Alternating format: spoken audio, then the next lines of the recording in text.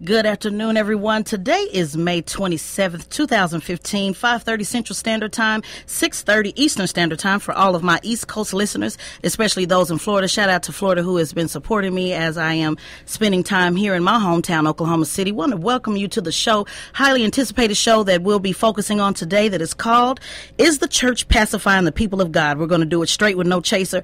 You can listen live at www.tezlynfigaro.com. Click on radio and click live and it will direct you to the station's website, which is KTLV 1220. I want to thank all the staff for allowing me this opportunity to once again be your choice for your voice. You can call us at 405-672-1220. Again, 405-672-1220.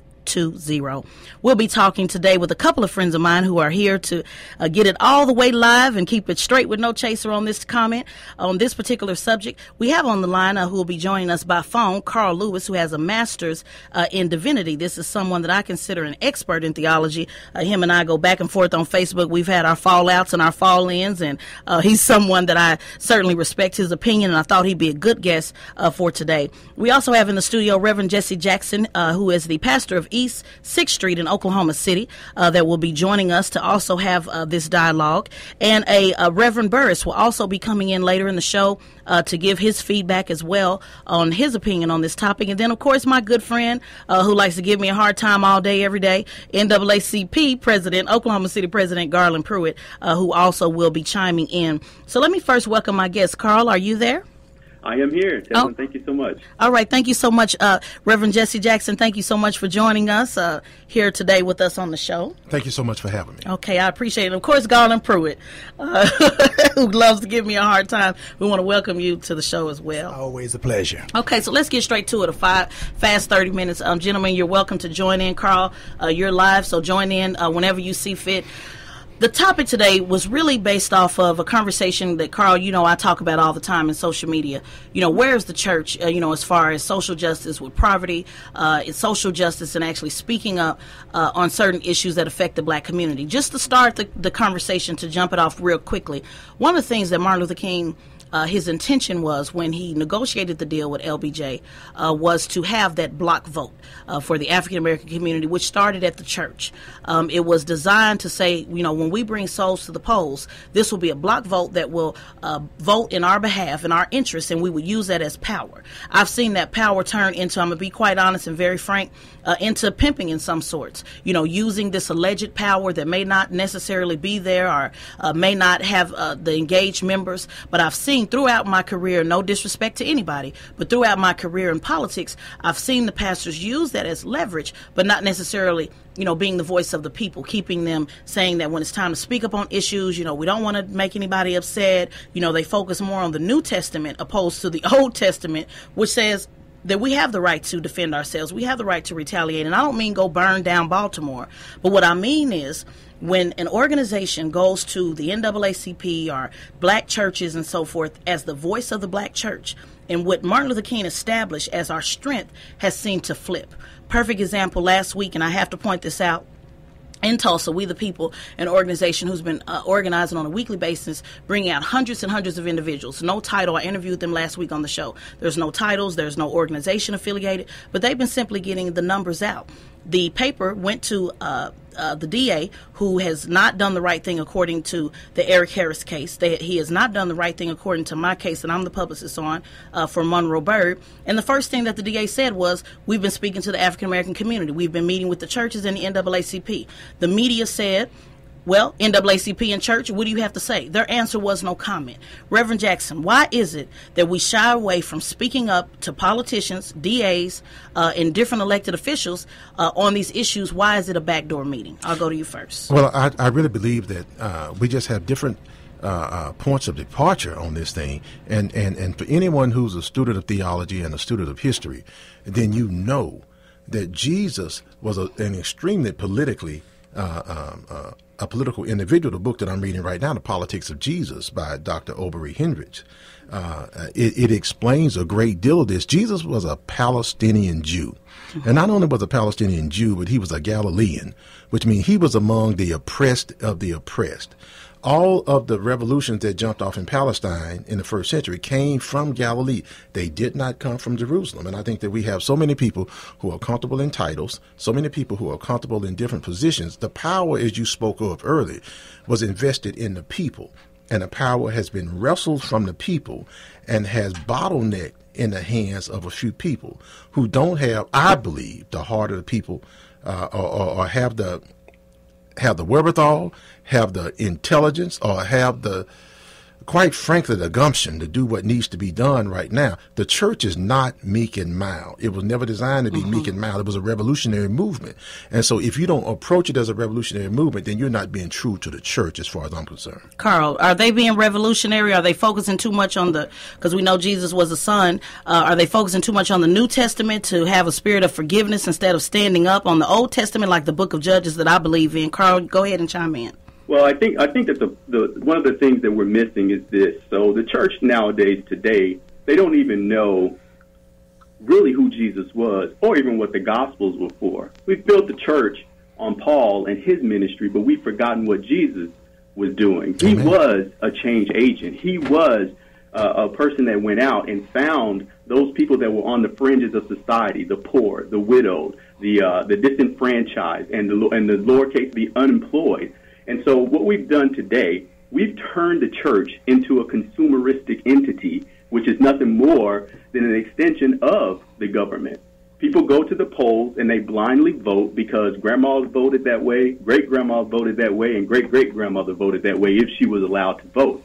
So right now, we don't have any type of people really digging into the scriptures, really pulling the scriptures apart, and then letting the church that Christ established, letting the church that was the patristic era, the first and second century church, letting that church come out of the scriptures. We're trying to go into the scriptures, and we're trying to build this fanatical place where if you give enough, then you won't be in the situation that you're in. And I don't believe that that's what Christ was intending when he built the church. Mr. Pruitt. Well, I think that there are some that are utilizing Scripture, but when we get beyond Scripture, we also got to deal with the day-to-day life. And what I mean by that is when you say that some are not, some are. So ain't no one shoe fit all. We as my organization, the NAACP, once again, you made mention of Martin Luther King and the establishing of the vote, this, that, the other. Since his time, and in your time as well as my time, they've done away with affirmative action. They've just come up with new laws concerning voter ID, and just this week, today is Wednesday, as of this week, they're trying to pass a new law now where we're going to deal with the population versus the individual. Right now, these are the things that happen. When you get through hooping and hollering, when you get through Facebooking, when you get through Twittering, you still going to have to sit down at the table and negotiate and put things on paper and then hold them accountable to the decision they make. Right now, that's a policy. Right now, they're going to say, this area we'll just give you a number, 500 folks, ain't but 200 of them eligible to vote.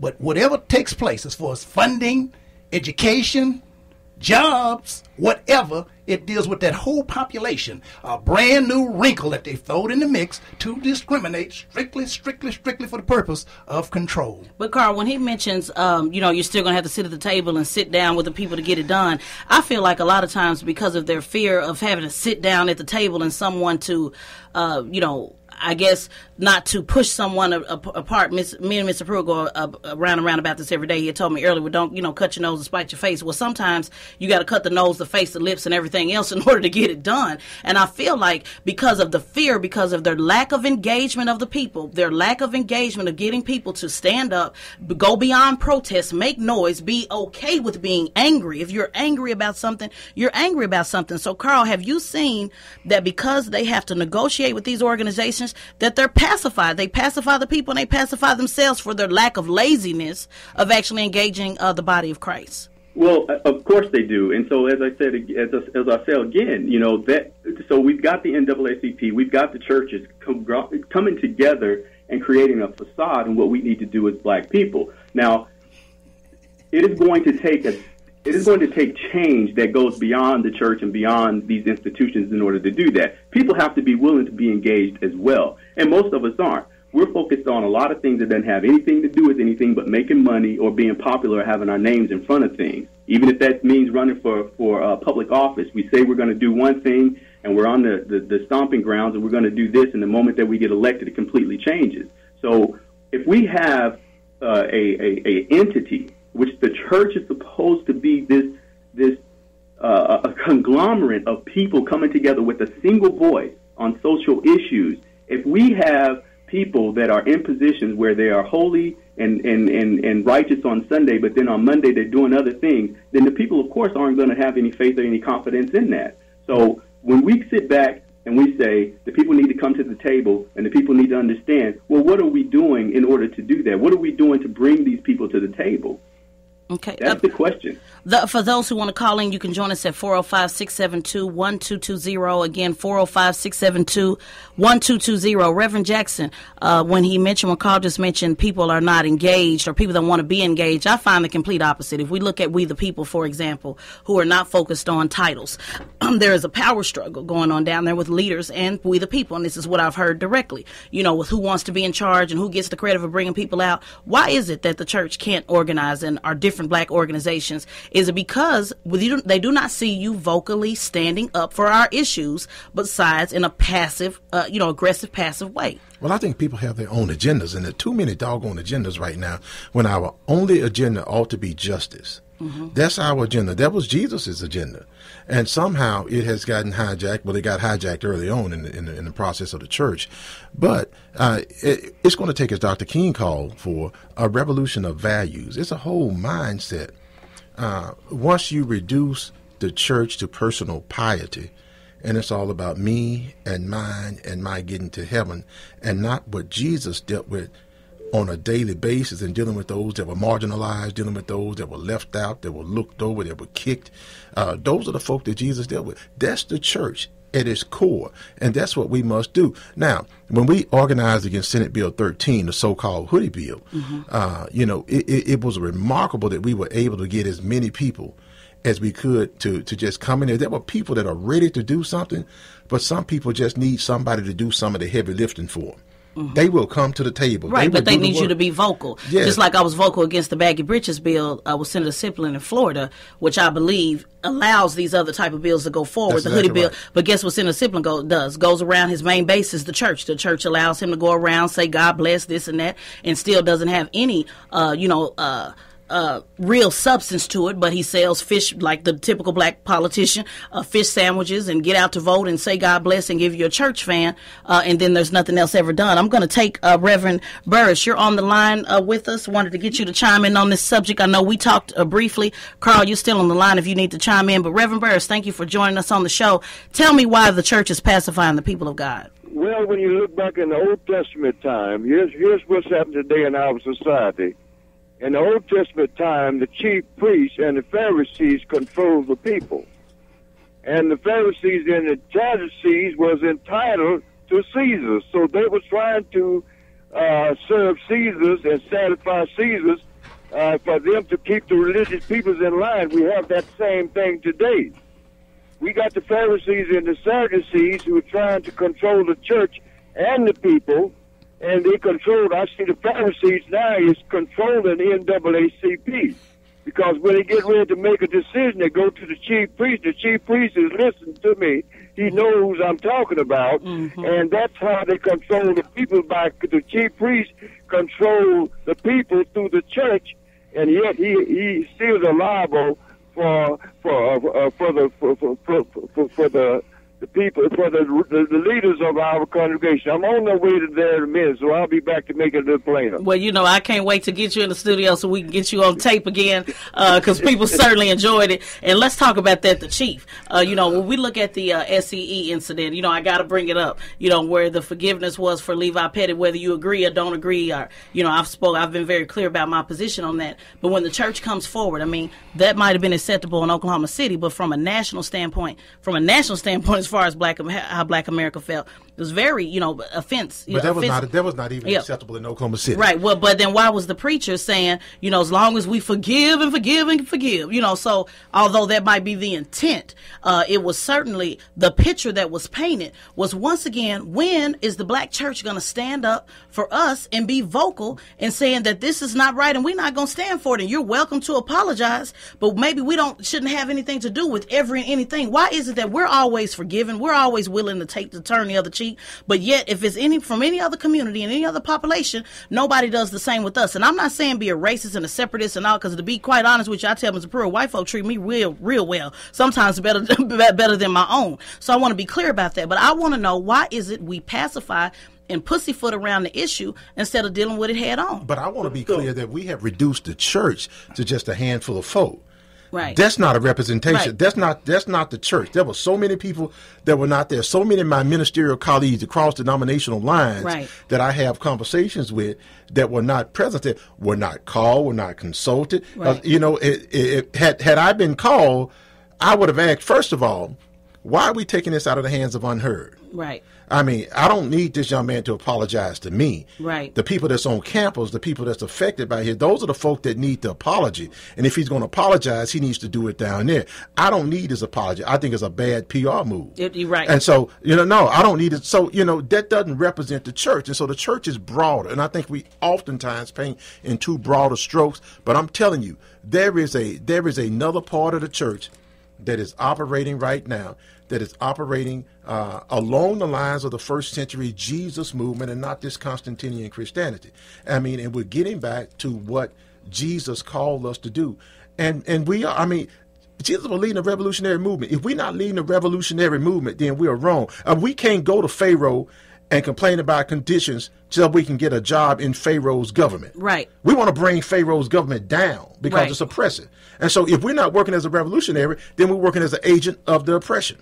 You can call in at 405-6. Well. Hold on one second, Carl. 405-672-1220, and you were who I was gonna go to next, because I want to know: does anybody believe in the Old Testament, or did we just disregard all that? It seems like, I know we say we want to be like Jesus, but we'll never be like him because we'll never be perfect as long as we're on this earth. So, although we have some faiths that believe he was a prophet, and then we believe he was the Son of God, but Carl, why is it that we focus so much on being like Jesus when we know good and well we'll never be like Jesus, and we use it as an excuse to lay down?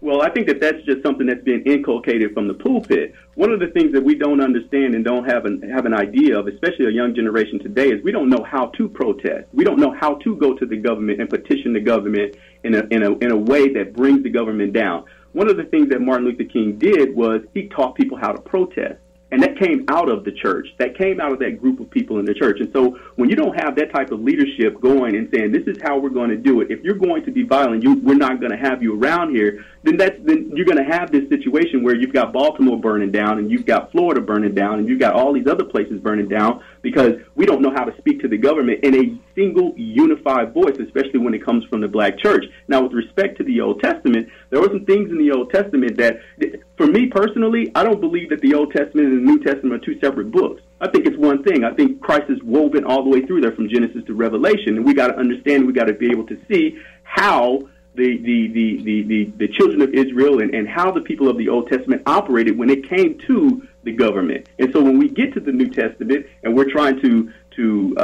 build a relationship with the government based on a pacifist kind of an attitude, we miss the point of what Christ did. When he got angry, he flipped tables over. Exactly. When he got angry, he did things that got the attention of the government and eventually led to our salvation through that. But we as people, we don't have to sit back and just assume that the government is going to do the right thing, because they haven't done it since 1776. So we've got to get out and we've got to do this thing in a way that our voices are going to be unified, and so that everyone hears one single loud claim that we cannot take this anymore, and there's going to be change. He's had a full range of emotions, and we don't utilize all the emotions that Jesus had. And I think that you're absolutely right about that. And again, it's about a revolution of values, and actually looking at it from a historical point of view as well as a spiritual point of view. But you have to embrace what Jesus did. And it's a misconception of who Jesus was. This meek and mild Jesus is not the picture that's painted in the Gospels. Right. But a lot of this has to do with the first interpreter of Jesus, and most of the New Testament is the writings of the Apostle Paul, who was a very different Hebrew than Jesus was. Paul was a Roman citizen. Jesus was far more. He was not a citizen. He couldn't even be a second-class citizen. And as I stated before, he was from Galilee, which was the outskirts of the outskirts. He was from the country. Paul was an urban Jew. It's a very different perspective. Very different perspective. And so Jesus, if you just look at his examples that he used, agrarian. Jesus was connected to the people and connected to the land. Paul was a city kind of person, except Paul is the one that we have so much interpretation of Jesus' ministry. Paul took Jesus in a completely different way than Jesus was when he walked. I say, read the Gospel of Mark, which is the earliest one that we have in the New Testament. Read the Gospel of Mark and read that Jesus. That's a very different kind of Jesus than you read in the Gospel of John, which is the latest one. Right. So Mr. Pruitt, why do you go to the Gospel of John then when you use Jesus as an example on being passive? I think that has a lot to do with the misinterpretation of what power and what strength is. An example, you made the statement a minute ago about why do this, that, and the other. The bottom line is we need some radicals. We need somebody demonstrating, protesting, boycotting. We don't promote or encourage us ever burning our stuff down, but it takes all of that, including them same pastors, those same organizational leaders, those same so-called leaders. But beyond that, this is what the average person don't realize is, boom, if you pop your finger, that's about how much voice, power, and strength of those that's going to actually jump up and move. But look at the moral Monday movement that's happening in North Carolina right now with a colleague of mine, Dr. Bill Barber. And I have the books forward together. And we can ready to do just not only just a book study, but trying to raise up people who know how to organize, people who understand what they're doing and talking about petitioning the government and making real and substantial change. The Moral Monday movement started with a trickle of people at the Capitol in North Carolina. And the Capitol in North Carolina is a tough nut to crack. It's almost as tough as Oklahoma is. Mm-hmm. And they have blossomed into thousands and are making real and substantial change there. And that's something that we can do in Oklahoma. We are ad hoc protesters. Mm-hmm. So when something comes up, then we deal with it right there. And that's a lot of places, everywhere, most places, and it's because, again, when the churches and different organizations saying, calm down, it's a process, we need to go through this, we need to go to that. Reverend Burris, be honest, because this is my senior and he still is, he understands how my generation is organized. It's a reason why my generation is not on board, and that's because they see you as weak. Whether people agree with Farrakhan or don't agree with Farrakhan, I do like what he had to say as far as saying that the pastors and the leaders that are in charge now will never lead this generation. The voice is lost. Reverend Burris, can you chime in on that? Yeah, you're absolutely right. The thing that's happened, I'm so glad and happy that you came here to Oklahoma for this purpose. Because some things that when I came back, I went to Los Angeles, California, came back in 1990, and I began to see the control that the religious leaders has on this community. The things that we can look at today, you go by every storefront church in Oklahoma, you see Mercedes, you see Cadillacs, you see all these type of things. They're concerned more about materialistic values than they are moral values. Not one time that I heard a pastor but myself talking about homosexuality as a sin and talking about the things that the people need to know about. So now what we done have, and I agree with who that say that if the preacher is the pastor, they're the most powerful people in the community. I mean, they are powerful. And see, I disagree. I think they've lost. I think they lost their power. Well, they have, but they haven't lost it completely because God has a remnant enforced. I mean, we haven't lost it completely. So what you have done, what you have come here today to bring out the realistic of what's going on in our religious society today. Right, and they're nothing but a bunch of religious pimps. Right, and I want to be clear. When I say lose the power, I mean they certainly got the power to bring people to church and pay offerings and sell hope and, get people, run around, won't he do it, and, singing and crying and running up against walls. But when it comes to power, actually getting people to come stand on the front line, the young lady Stacy told me, she said, we're literally organizing on the street. I got half of my foot on the street and half on in because they didn't have any space for the petitions in Tulsa. The question is, can the church do that? Can the NAACP do that? I think the answer is no, Mr. Pruitt. Well, I would disagree. And the reason I disagree... One second, Mr. Brooks. I agree with you. Right, one second, Mr. Here's what didn't happen. Mr. Brooks, hold on 1 second. 1 second, Mr. Let me let Mr. Pruitt respond to why he can't organize people on the street. Well, see, I disagree. And see, now, one of the biggest problems and one of the biggest myths that most folks have is, I'm going to give you an example. If we say our finger was the 5 organizations or the 5 churches of the community, it's bigger than the whole 2 or 3 buildings. So if you want to blame an organization or you want to blame an entity, that's always convenient. But the bottom line is the masses are not in church and they're not in organization. Right, so that should tell you what to change. So when they're not in masses and they're not in the church and they're not in an organization, that means that it's 99.9% of them that ain't doing diddly squat. Right, but they blaming the 1% for what's not moving and not progressing and not moving forward. But Carl, this is they still are. But Carl, this is what Mr. Pruitt don't understand. If 99% is not in the church and the organization, that means something wrong. We need to figure out what the 99% are doing and why they're not involved. Well, if we sound like Fox News in the pulpit, right. then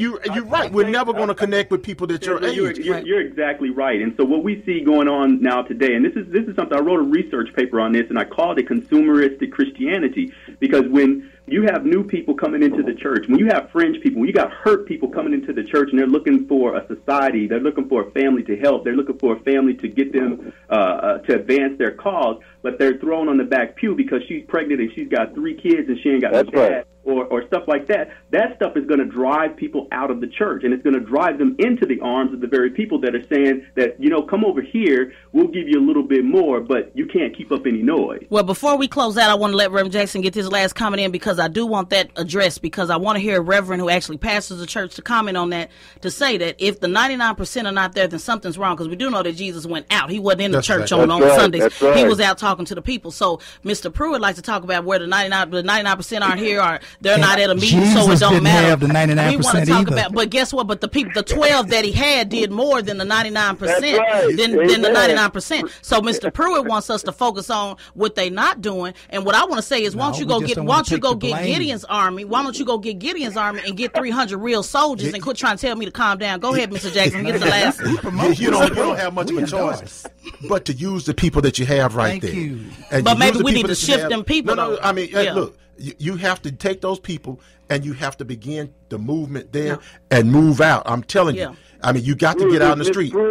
I mean, because it cannot be Reverend Jackson. Mr. Pruitt say there's the ones who are there, that's all that matter, and the ones who show up at the meeting, that's all that matter. Well, we are fighting post-traumatic church disorder. Right. We got a lot of people that have been injured by the church. That's correct. It's a lot of repairing that we are doing while we're moving. We got to continue to move, but we have to repair, we have to cajole, we have to continue to push and do everything that we can. All right. Well, we're getting ready to close out, and maybe we can do a part 2, gentlemen, if you're up to it next week, because I know once this goes on Facebook, people will want to hear it. Mr. Pruitt doesn't believe in Facebook and Twitter, but it is real. No, I understand it's real. I know it's useful, but I know it's more play on it than anything. Well, it's not play, because guess what? Like I told Mr. Pruitt, we raised $30,000 in 3 days, and that's more than the church. Most of these churches done raised all year long with a banquet and chicken and watermelon and everything else. So the proof is in the pudding. It was all on Facebook. So Mr. Pruitt can say what he want to say, but the reality is the reality. About the situation. It ain't about the situation. It's about you just don't know how to motivate folks and move forward. But of course, the NAACP is here to stand up for everybody like they normally do.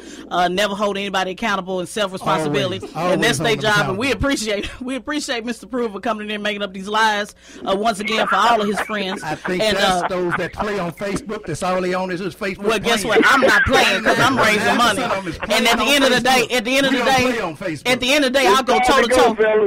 It's time to go. At the end of the day, I'll go toe to toe with the NAACP any day, anytime. Your whole organization. Let's see how much money I can raise in 24 hours, and how many people can you get on the ground. Now, how many of you got hired? It don't matter. 300. I pay 300 on my payroll, on my own payroll. Now put your payroll out there, Mr. Jackson. If your pastor's not reading, you perhaps need to find someplace else to go. There you go. So before we close out, since it's my show and not Mr. Pruitt, I'm going to say that if your pastor's not speaking like Reverend Jackson is today and Reverend Burris, you need to change churches. If your politician's not speaking like we speaking today, you need to mark them off the ballot. And if your community leaders like Mr. Pruitt is not speaking like we need to speak today, then you need to move around and do something else. I want to thank you for listening in. www.tezlynfigaro.com, KTLV 1220 every week, 5:30 Central Standard Time. Maybe we can do this next week and go round and round again. And I look forward to hearing from you on next week. Thank you so much for listening.